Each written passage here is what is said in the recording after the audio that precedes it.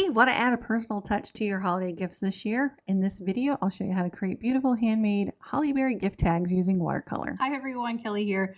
I am diving in today with something that we are all craving, I think, this time of year, making our gifts feel a little bit more personal. I am sharing with you how to make your own holiday berry gift tags. These are a quick and easy way to do a watercolor. It's all about these little easy techniques I'm going to show you. Anybody can pull this off. So I'll be real with you. I love to do little gift tag type things. I used to overthink things way too much. I got to a point where I'd spend hours on something really small. And here's the thing, sometimes less is more. So today I'm going to show you a really simple way on how to create some stunning hollyberry tags that look very detailed, but without all the fuss. And then we're going to finish it off with a little snowy spritz. Seriously, this is the key to creating something beautiful, but takes no time at all. And by the end, you'll have little gift tags that look like they took you forever, but really only took you minutes to do. So let's jump in. So I think what I'm going to use today is my Arches watercolor paper, and I'm using my 9 by 12 inch because I want to make a few of these. We have our gold paint, I think gold copper, whichever one I decide I'm going to be using. This one happens to be my favorite. It's the brightest. So if you have any metallic paints, that works great. I'm just going to use my Winsor Newton little Cotman kit. You're going to want a hole puncher to punch your tags. I do have some tape. This is my Artist TSS art tape, I love. And then I don't normally use these square brushes, or flat wash brushes, I should say. I always call them square. You could also use, really, you can use a dagger brush. You could use, for fine details, the little Neptune or Princeton Neptune script brush #1. You could use anything, whatever you have handy. I may or may not use the ribbon. I've got white ribbons. I've got some colorful Christmas ribbons. Get our paper set up. And we'll just use these as the divider. So I probably want my tags maybe about that big. I do want a little lip, so that way if you want to put names on there, you can do names, or you can write little things on there. Okay, and then make sure I've got that on there really good so we don't get anything underneath the tape. So it looks like berries are just starting to turn. Oh, here, see, now this one has some of those little thorns on it.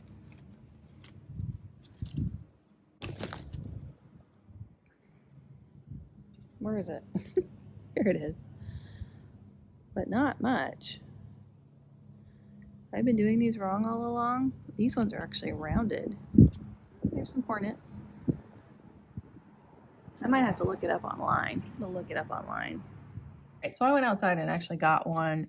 There's different species. I'm not used to this type. I'm used to the ones in New England. So So I might change the shape out a little bit. So these are kind of pointed on the ends. They have like a little stem. And then the rest of it's just sort of roundish. So go with what you know or what's in your area. It's like a rocket ship. This is not easy. Maybe I don't want to do these. I don't want to spend a whole lot of time. I want to make these simple. So I'm going to make them somewhat messy. Change my mind. Great thing about working in a watercolor or being an artist or having fun crafting is that they don't have to be perfect. I think I prefer that look to this anyway. This looks almost like an acorn to me. So some of these are half on, half off. And we'll fill in some of it with the berries so we don't have to worry about it too much. Again, I don't like things perfect. I like things loose and messy. When I tend to paint too perfect, doesn't work for me. But if it works for you and you like those perfect little holly bushes, do you? Let's try a square brush, a flat wash. I'm gonna go into Walker this time.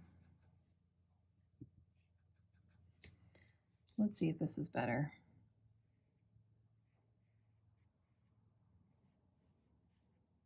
Okay, that works better.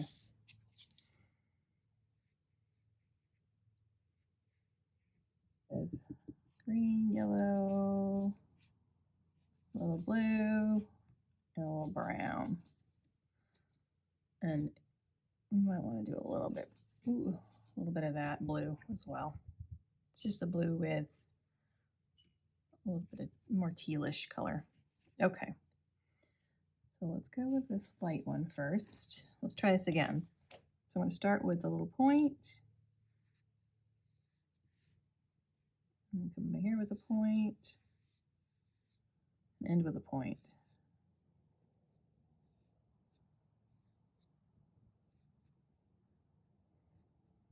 You can bring some points out if you need to. Right, so it took me a little bit to get that shape down with the flat wash brush. So now I'm just going through and I'm just turning the leaves in different directions, going all over both of these now that I figured it out, both sections. And it's a lot faster once you get it practiced and you get going. So I added that first layer, then I dried it, and then I'm going to go back in with a second layer with a medium tone. Before I do that, I go back to that top one, which was kind of like my test one to begin with. And I'm going to add a little bit of the red berries before I do the second layer. We'll let that dry a little bit. These should be dry, so we're just going to do a few little circles. And you can leave some white if you have a little white space.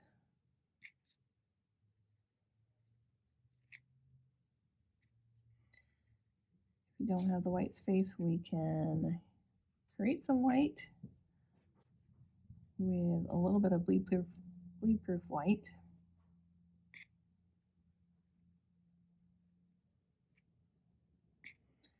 Got a little big on that one.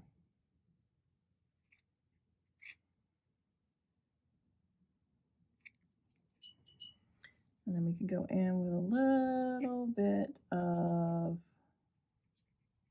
purple just to darken some of those up.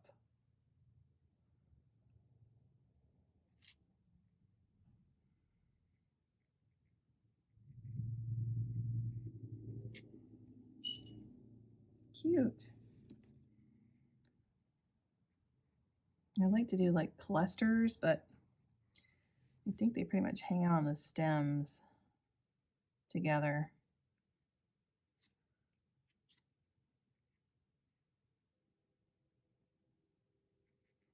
But the great thing is you just play around, cover up maybe some areas that you're not happy with. That works. Again, I want to keep it loose, keep it somewhat messy. It doesn't have to be perfect. You want to be able to do these quick.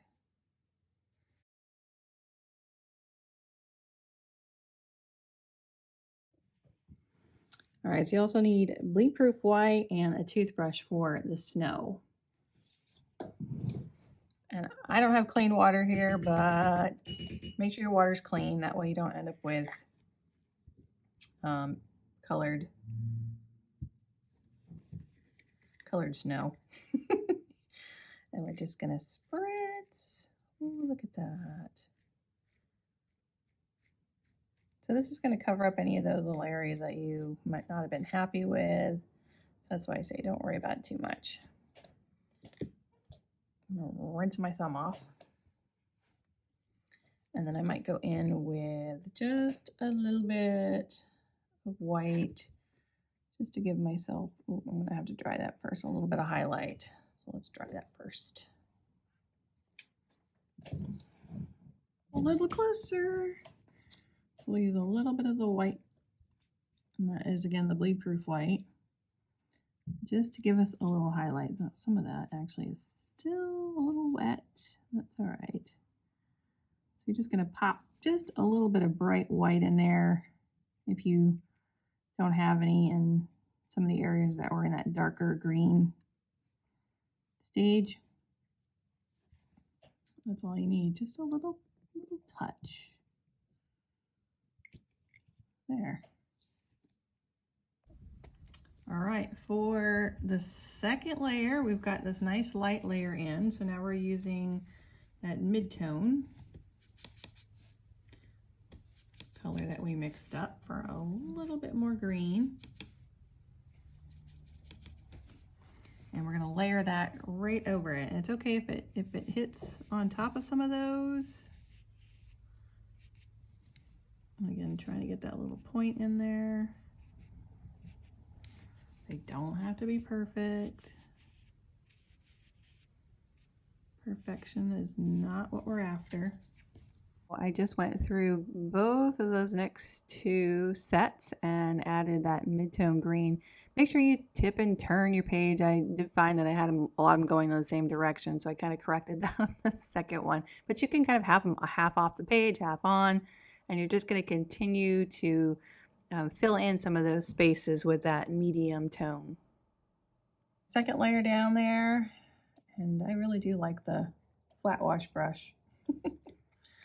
So again, I'm going to go into, it started to dry up a little bit, so I'm going to mix up a little bit more of that blue, green, add some water to it, maybe a little bit of brown.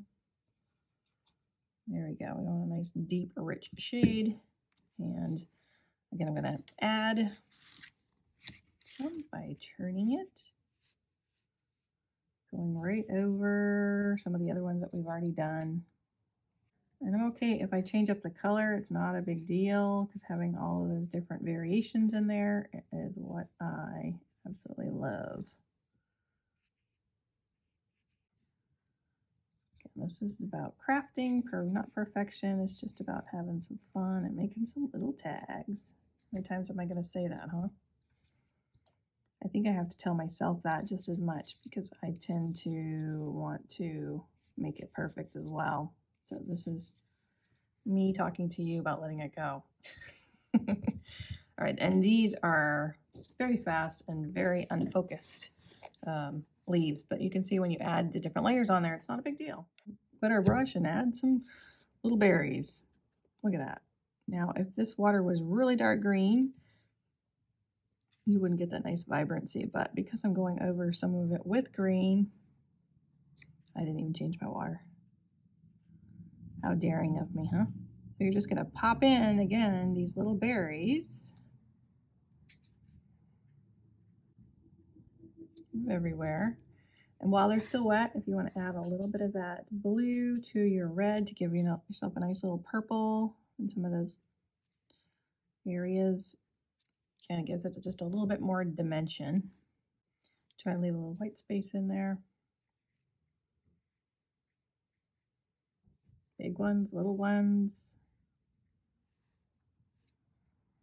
You don't have to all be the same size. If you want to take up more space, you could go ahead with the bigger berries.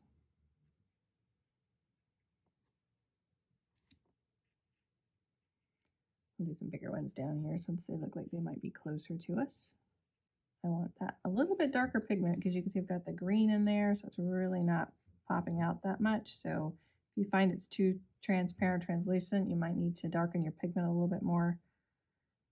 That's why it's always nicer to keep yourself with some of that white space or some of those lighter greens in there, so they'll show up a little bit more in that. Okay, bleed-proof white.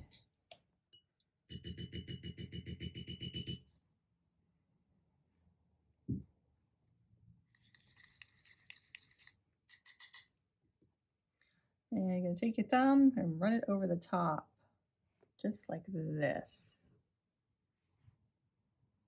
Okay.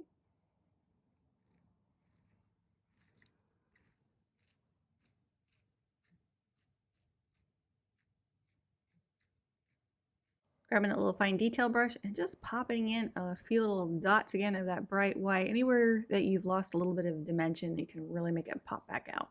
And then I'm grabbing my gold and I'm thinking just maybe a couple little lines here and there.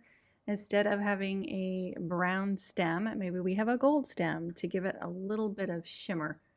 So I'm just gonna take very fine little brush strokes, and again, not really a branch, but just a couple little squiggles throughout here and there. And then maybe we'll do a few little gold berries as well, again, for that little sparkle in there.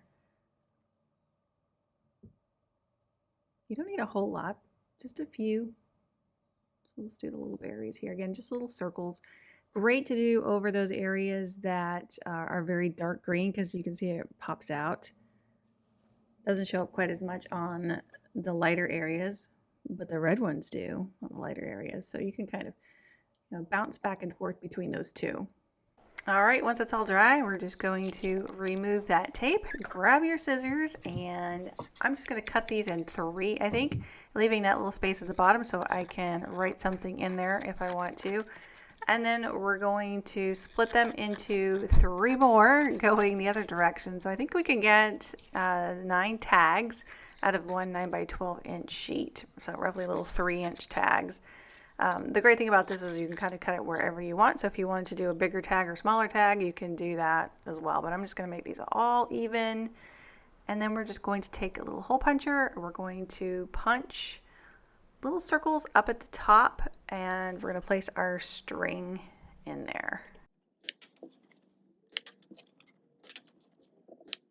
And by leaving that little space down there on the bottom, you can go ahead and personalize your little gift tags if you want to. I used black Sharpie and just wrote the name in there. I like to get really messy because I am a horrible writer. My penmanship is not great. So I make little dots on it and just kind of extend it out. I ended up having trying a little bit of black Sharpie around the edges to pop it out. Some of them I did that on, other ones I left alone. I also put a red ribbon on this one, and then I opted to use a little bit of the gold paint to handwrite my name on there, which I will say is not easy to do. I did grab my number 1 script pen or brush to do that with. You can use a gold paint pen if you have that. You could use a Posca pen as well, whatever is easier for you. This was challenging for me, and again, I like a challenge, so I know it's not going to be perfect, but that's part of the handmade charm, I think. Leave me a comment and let me know if you plan on making these tags for someone special in your life. And if you're ready to add a few more holiday ideas, don't forget to check out this video up here.